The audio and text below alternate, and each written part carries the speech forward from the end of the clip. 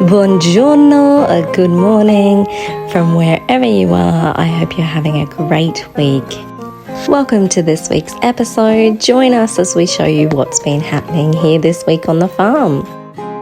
Nothing says passata more than fresh tomatoes and herbs. Fun fact about me, I actually spent a year in Sicily and I brought this wooden spoon back from Italy. It's made from olive tree wood.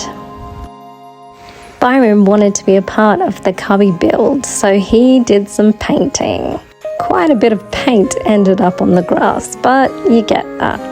This little box is a soldier fly trap so that I can collect the larvae and give it to the chickens. So here we've got somewhere for all the excess moisture to drain out. We've got little holes here that the soldier fly would fly into. I put scraps in here that they lay their eggs into, and then the soldier fly, essentially the larvae, crawl up here and fall into my little bucket.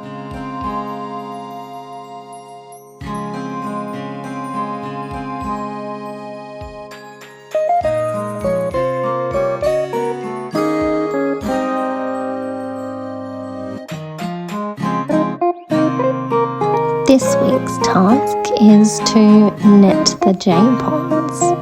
We have ordered some new netting for the top that will be coming soon. But to keep costs down and to recycle, another crayfish farmer in the area has actually offered us some used netting that's still in pretty good condition. So we're going to use this netting to redo the sides. What I have here is a rather clever invention. It's a sewing needle, so I can sew this netting on. It takes a little bit of time to pop this string on, but it is well worth it. This needle just makes it so easy to sew the netting on. And if I do drop the needle, or if I have to move, I won't lose all the threading. Essentially, the way it works, the little mechanisms together at the end will stop the thread from falling out, and I can just leave the needle hanging. Like this.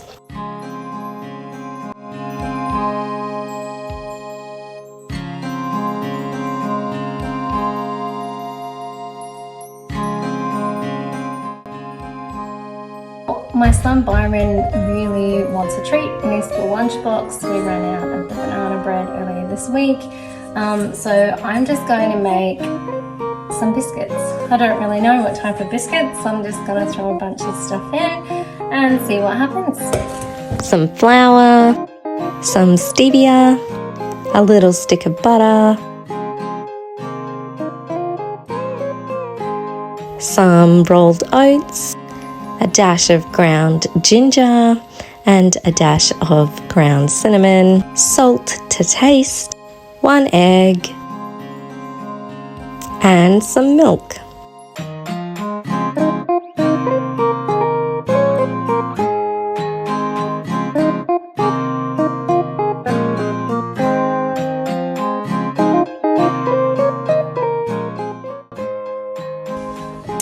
I'm just making some date balls.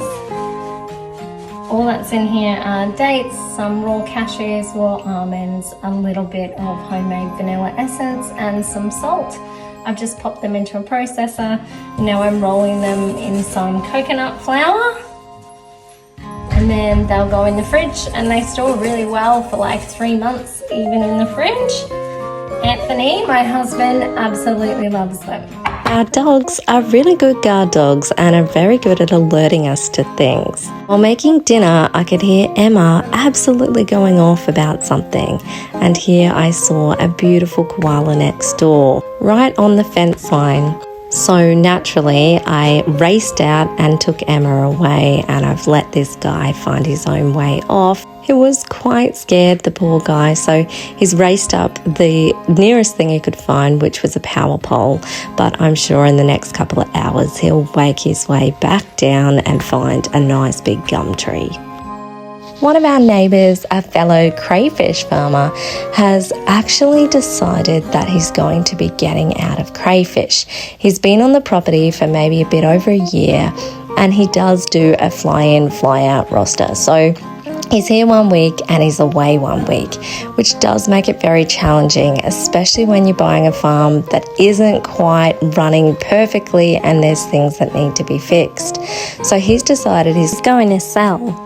We have been a little bit concerned about our stock levels and actually don't 100% know what we have.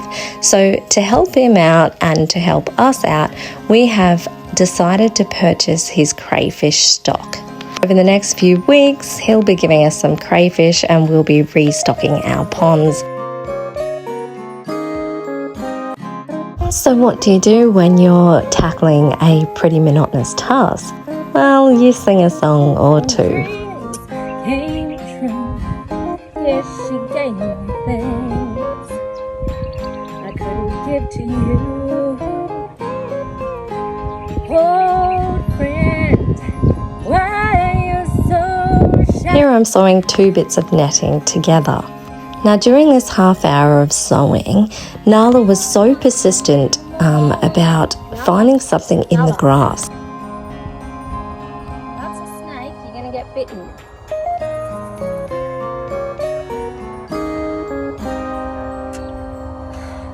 Now, it could have been a toad, a mouse, a lizard, but I did suspect it might be a red-bellied black snake, especially because it's so close to the black plastic.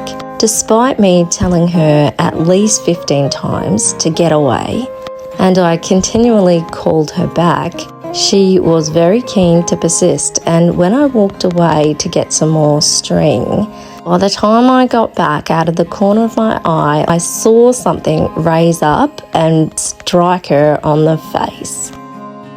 Looking back down at the small grassy patch, I see a red-bellied black snake crawling back towards the black plastic. So I was pretty sure she'd just been bitten by a red-bellied black snake. Phone call to the vet, I take her in there, we do some bloods. The blood clotting speed is indicating that potentially there is a snake bite, so we have to give her some anti-venom. I will hold you 1 second.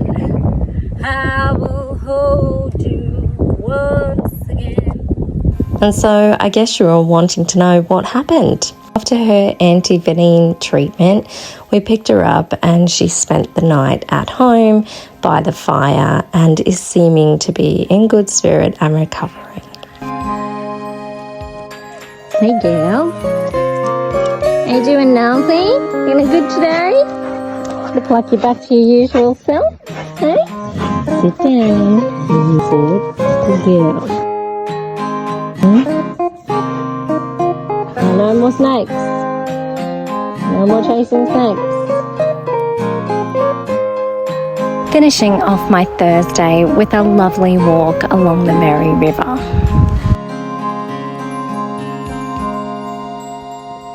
Have a fabulous weekend and we'll see you next week.